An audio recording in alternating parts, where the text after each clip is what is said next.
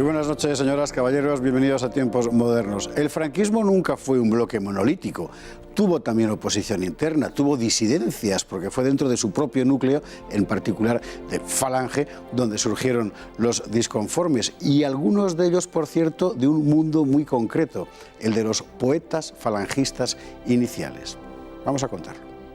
Ridruejo, Tobar, Laín Entralgo, Vivanco, López Aranguren son nombres que figuraron entre la élite intelectual del bando nacional durante la Guerra Civil, los poetas y estetas de Falange, pero que a partir de los años 50, por unas u otras razones, entraron en conflicto con el régimen de Franco y terminaron en la oposición interior. Son los disidentes de Falange.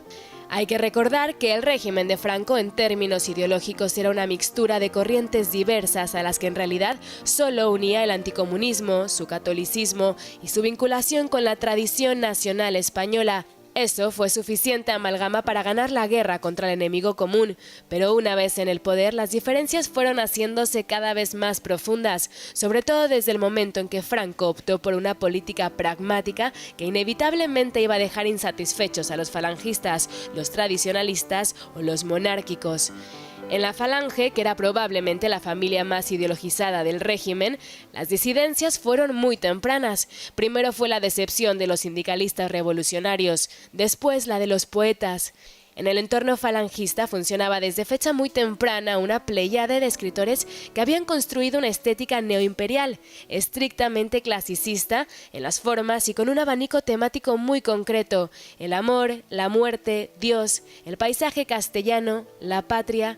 A esa estética se le llamaría garcilasista, porque tomaba como referencia a Garcilaso de la Vega, el gran poeta soldado del Renacimiento español. Ahí estaban Dionisio Ridruejo, Rosales, Vivanco, Panero, Gerardo Diego, también Torrente Ballester.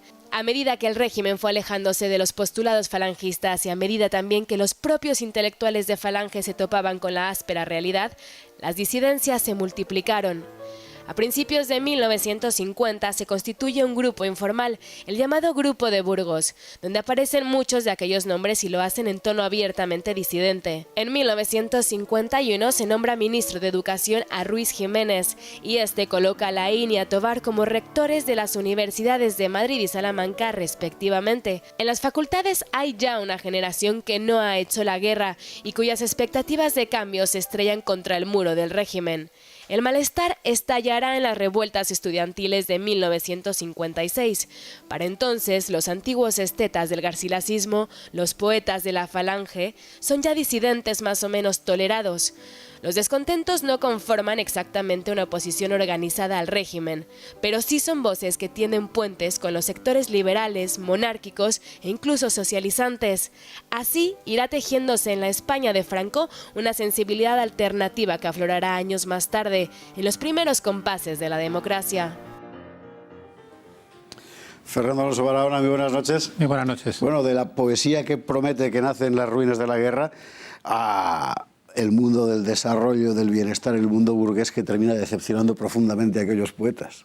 Sí, realmente todo esto viene ya de la etapa inicial de José Antonio Primo de Rivera, su corte literaria, con grandes escritores como Agustín de Foxhaut, Eugenio Montes. Están en la redacción del Cara al Sol, por ejemplo, todos estos. Él siempre gustó de rodearse de ese ambiente poético, cultural, intelectual. Y algunas de estas personas pues después van a formar parte del régimen de Franco en sus primeros años, pero inevitablemente se van a decepcionar como probablemente todo intelectual o todo poeta cuando se enfrenta con la realidad. Ahí va a ser ese conflicto, por un lado, entre lo que se ha llamado la falange teórica. Hay un libro de Marco Penella en sus diversas biografías sobre Dionisio Ridruejo, excelente, que habla sobre esa falange teórica que es la que tendría que dar viveza al régimen, la que tendría que informarle, y cómo después se van perdiendo sus postulados, aunque el propio autor Penella reconoce que esa falange teórica va a continuar hasta casi el final, hasta casi la transición, y él llega a decir que si la transición es posible es porque Suárez y Fraga se entienden con Felipe González y con Carrillo gracias a ese sentido social que José Antonio había impregnado a todo el régimen de Franco. Por eso estaban mucho más cercanos esos dirigentes políticos que no 40 años antes, cuando estaban enfrentados a la guerra civil. Eso es verdad. Bueno, es interesante, decías que los poetas se enfrentaban con la cruda realidad. Hay una frase del Fausto de Goethe que dice Mefistófeles, que se puede poetizar sobre las nubes, pero las manzanas hay que morderlas. Es el mordisco de la política en realidad lo que les deja sin dientes, a todos ellos. Sí, el más politizado, el más radical, el más fascinantes de Dionisio Ridruejo, que creía, era muy joven, conocía a José Antonio Primo de Rivera, mantuvo su admiración con él hasta el final. También a Franco le caía bastante bien porque le permitió muchísimas cosas. Él fue el director general de propaganda con Ramón Serrano Suñer, que fue el que creó ese grupo de falangistas más ideologizados. Y después Dionisio Ridruejo, realmente rebelde y honrado, porque fue en contra de su propio bienestar, pues fue evolucionando hacia una socialdemocracia que no sabemos en qué hubiera quedado, porque él probablemente... Falleció demasiado joven, lamentablemente, sí. Y en su entierro, en el año 75... pues curiosamente es fascinante ver cómo estaba toda la España. Estaba la España de la oposición, con Tierno Galván, la España que había sido antes importante, de Ramón Serrano Suñer a Pilar Primo de Rivera, estaban futuros ministros como Ricardo de la Cierva, y junto a toda esta playa de oposición también fue el ministro secretario general del Movimiento, José Solís Ruiz, como para señalar que a pesar de todo no se había roto ese cordón umbilical de una persona que había creído en ese sistema, que él había dicho que realmente él fue fascista, pero de ese fascismo originario que no tiene nada que ver con la caricatura que posteriormente se ha hecho de estas ideas, y que realmente lo que le decepcionaba era que Franco y el régimen de Franco no era fascista, que realmente aquello estaba degenerando, según sus ideas, en otro estilo distinto. Luego él cambió esas ideas, pero siempre fue fiel a ese pensamiento de José Antonio y a esa idea de estar al son del servicio puro de España. Por eso realmente él fue la persona más importante de estos falangistas disidentes, Pedro Laín, Antonio Tobar, pero Dionisio Ridruejo fue también un artista, un gran poeta y una persona realmente interesante para seguir en la época actual. Franco se lo consentía todo a Dionisio Ridruejo, o prácticamente todo, y nosotros se lo consentimos todo a Fernando Alonso Barahona, hasta que lea poesía aquí, que es el único que ha leído poesía en este programa, y por cierto lo hace muy bien, y hoy va a volver a hacerlo porque hay un poema de Ridruejo que has traído y que describe muy bien ese sentimiento de decepción profunda, ¿no? Efectivamente, se llama Ya solo en mi corazón. Se cuajará de flor la primavera que al peso de tus sueños se despierte. Saldrán de las raíces de la muerte las alas de la vida que te espera. Ya solo en mi corazón desiertamente he quedado. El alma es como una nieve extendida sobre el campo. La tierra desaparece, el cielo niega el espacio, las cosas que me rodean rechazan la luz del hábito. ¿De qué me sirven los ojos? ¿De qué el aroma sin rastro? ¿De qué la voz sin el nombre que se despoja en mi labio? El tiempo de mi esperanza es como tiempo pasado. Ya solo en mi corazón desiertamente he quedado.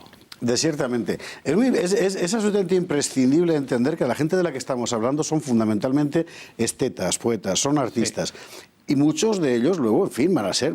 Pedro Laín Entralgo es importantísimo en los años 60, 70, 80 y después. Gonzalo Torrente Ballester, no te quiero contar. Luis Rosales. En fin, son nombres de un enorme relieve. Efectivamente, Pedro Laín, que fue discípulo de Marañón, catedrático, rector de la Universidad de Madrid, escribió libros sobre filosofía, sobre el alma, y luego escribió un libro que se llama Descargo de conciencia, donde trata de justificar toda su posición durante los años 40. Antonio Tobar, que fue catedrático de filología, cuando le hablaban de los correajes de todo este tiempo, de por qué lo hacía... Era el más nazi de todos. Sí. Tobar era un pro-germano. Efectivamente, además todos estos fueron a Alemania en la época gloriosa. Antonio Tobar lo justificó diciendo, éramos jóvenes, estábamos locos. Una curiosa manera de justificarlo. Sí. Éramos jóvenes, estábamos locos. Éramos jóvenes, estábamos locos. Bueno, es una forma de hacerlo. Hay algo que se queda, a mi juicio, que yo... En fin, esto ya es una cuestión personal, ¿no? Que yo echo en falta y es lo siguiente. Desde mi punto de vista, el garcilasismo era una magnífica opción. Era hermoso. Sí. No, y se quedó muerto. No, era hermoso y además la labor cultural de todo este grupo es importante. La revista Jerarquía, la revista Escorial, donde escriben muchísimas personas, muchísimos intelectuales de la época, donde además rescatan toda la herencia de Ortega y de Unamuno. Por eso luego se ha discutido sobre ser una revista liberal o eran falangistas liberales. Eran falangistas más radicales, pero que querían conectar con esa España eterna que tenía sus raíces en la época anterior y en toda la historia de España. Curiosamente, Ramón Serrano Suñer, que fue quien les amparó, él no había sido falangista, pero como era amigo íntimo de José Antonio Primo de Rivera, Dionisio Ridruejo recuerda que ante todas las dudas que tenían con Edilla, con todos aquellos líos, cuando descubren el testamento de José Antonio nombra a albaceas a Raimundo Fernández Cuesta y a Ramón Serrano Suñer, con lo cual dice, bueno, pues me tengo que fiar de José Antonio y tengo que obedecer a ambos. Raimundo Fernández Cuesta sería el secretario general y Ramón Serrano Suñer el ministro. Y curiosamente también después, en el año 51, cuando Joaquín Ruiz Jiménez recupera todo este grupo, Joaquín Ruiz Jiménez tampoco era falangista, venía de los grupos católicos, de la Asociación Católica Nacional de Propagandistas, pero sí recupera a Laín, a Tobar, a todo este grupo y a Dionisio Ridruejo le ofrece una dirección general que él ya no acepta. Que él ya no acepta, pero a los otros los hace rectores. Un minuto nos queda, pero me parece muy importante hablar de Ruiz Jiménez, porque en cierto modo su llegada al ministerio y la consiguiente, la inmediata revuelta del 56, por así decir, es el punto de inflexión de aquel mundo. Sí, ¿no? En esa revuelta donde se hace un Congreso Nacional de Estudiantes que quiere enfrentarse al SEU, donde hay unos enfrentamientos con falangistas y estudiantes rebeldes, con un falangista que está a punto de morir, pues ahí hay probablemente la primera gran ruptura de esa nueva generación que el régimen no va a poder conquistar. Franco actúa de manera radical y cesa a Ruiz Jiménez, a Raimundo Fernández Cuesta, que además estaba en Argentina, que él se entera y dice, si yo no estaba aquí, pues es para compensar y decir, tú como ministro del movimiento y tú como ministro de Educación. Y ahí se cierra esa etapa y además ahí hay muchos nombres ilustres, Pradera, Mújica, Sánchez Dragó, Ruiz Gallardón, el padre, José María Ruiz Gallardón, que ya estaban hijos de familias ilustres, pero que estaban en la oposición. Sin embargo, también paradójicamente es a partir de unos años después, cuando el régimen va a entrar en ese gran desarrollo económico, que de alguna manera va a cortar también esas esperanzas que tenían todos estos opositores que pensaban que el franquismo estaba ya hundiéndose en estos finales de los años 50, cuando al contrario va a encontrar su mejor etapa precisamente a partir de 1959. La verdad es que es una historia para contarla con calma y además en profundidad, porque todo el mundo se equivoca, unos detrás de otros. Finalmente el régimen no solo sobrevive, sino que, como bien dice, se catapulta precisamente a partir de aquellos años, y aquellos revoltosos de entonces los vamos a encontrar junto a los poetas decepcionados de la primera hora, todos juntos en los años 70, gestionando, por así decir, la herencia del régimen que reprobaron. Así fue. Fernando Alonso Barahona, muchísimas gracias, muy buenas noches. Bueno, estas son cosas que hay que saber para entender lo que es España. Y, por cierto, para reprobar que se haya roto esa tradición. Muchas gracias por estar con nosotros y hasta un próximo programa.